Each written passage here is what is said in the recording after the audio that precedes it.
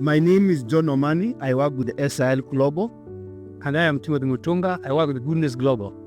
Yes, so I've been involved with trauma healing since its inception in SIL, and I've run so many training workshops, equippings, as well as healing groups. In 2016, I was invited to a hospital, a mission hospital in Kenya, to train people who work at the hospital. Timothy was one of the people who was in that trauma healing equipping. After that, he went, because he works with the prison ministries, he started leading healing groups in the prison ministry. He has been doing this for many years.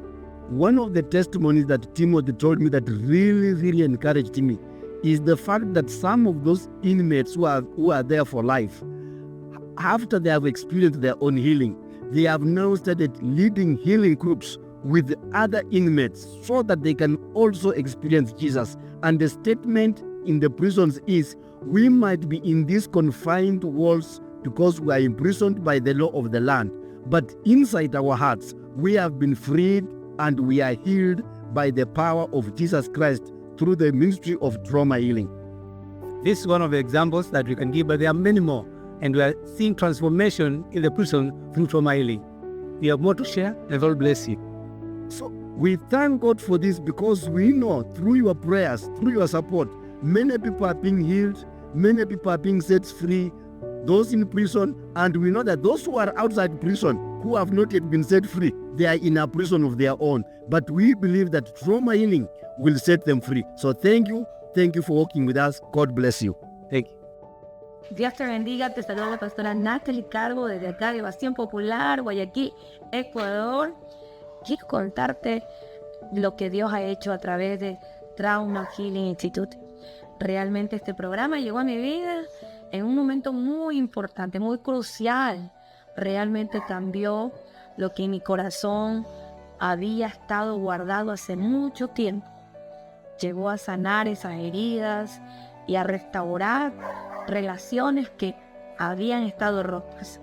Luego de haberlo recibido, tomé un reto, un desafío que Dios puso en mi corazón de traerlo a mi iglesia. Lo puse por obra y comencé con un primer grupo de 7 personas.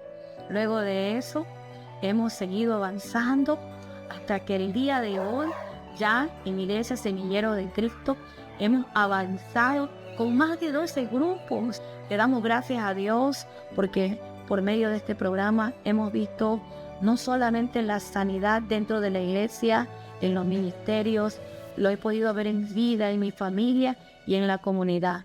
Estar liderando grupos pequeños de sanidad ha sido muy gratificante. Hemos tenido historias muy conmovedoras. Hemos visto matrimonios restaurados.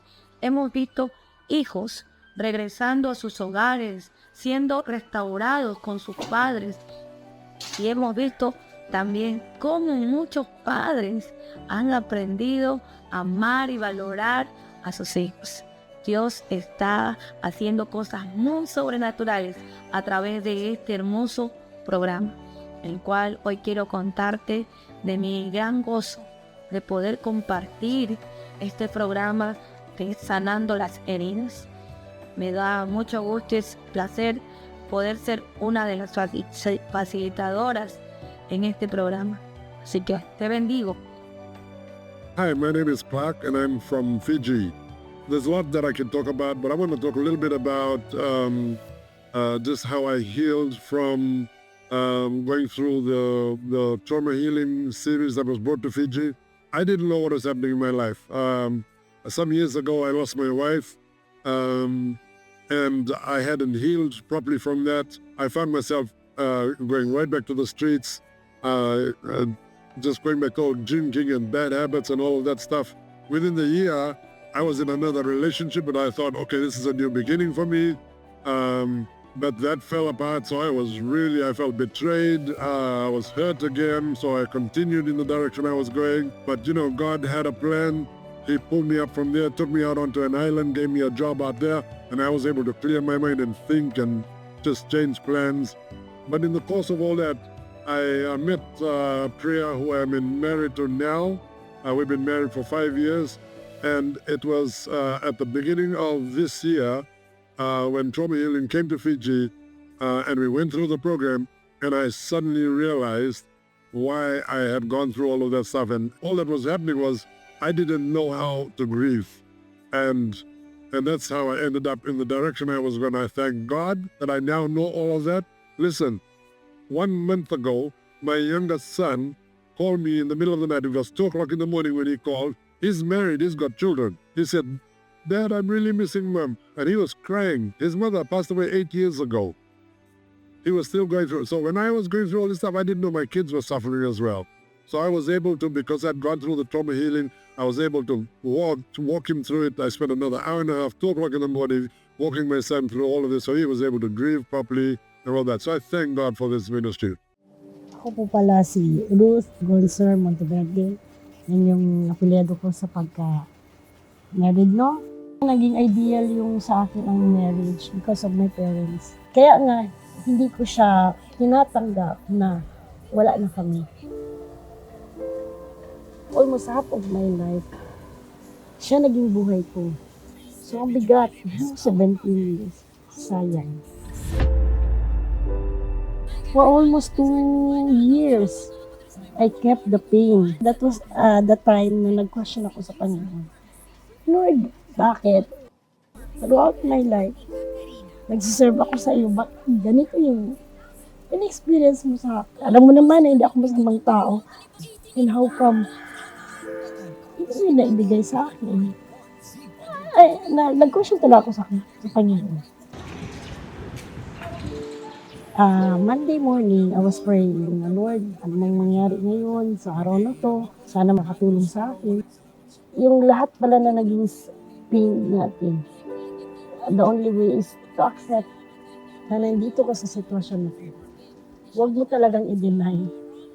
And when you say na i-accept mo, part yan ng process na umiyak ka. So, I realized na kailangan pala na you have to go through this process. Kung kailangan mo mag-grieve talaga na the whole month, umiyak ka, it's okay pala not to be okay. Hindi ako umiyak ngayon kasi sa pain. Pero, in all the happiness ba, na He gave me the chance na ma-redirect yung aking dating nasa isip ba na ako lang, and denial. Ako lang pala all throughout my journey. Ako lang ba? Hindi ko sinama ang Panginoon. So I do believe that God has a purpose bakit nandito ako. Before ako pumunta dito, I've been questioning to God, saan ako pupunta? With this kind of pain na nararamdaman ko ngayon, na-realize ko lang with the 3 days na session na naging ma-pride pala ako. I thought na kaya ko nawala ang Panginoon sa buhay ko. Sabi ko kahapon, nasa point of denial ako. And because of that denial, nagkakaroon ako ng anger. Until such today, talagang nirelease ko lahat. Yung anger. Kagabi lang, I want to talk to my husband for the last time. Not to be with him again, but to be reconciled with him. And I hope sa Trauma Healing Institute, maraming salamat po sa opportunity na ibinigay niyo po sa akin at sa mga tao pa na mabibigyan ninyo na ma-reach out ninyo sa ganitong opportunity na para sa mga taong nakakaranas ng trauma.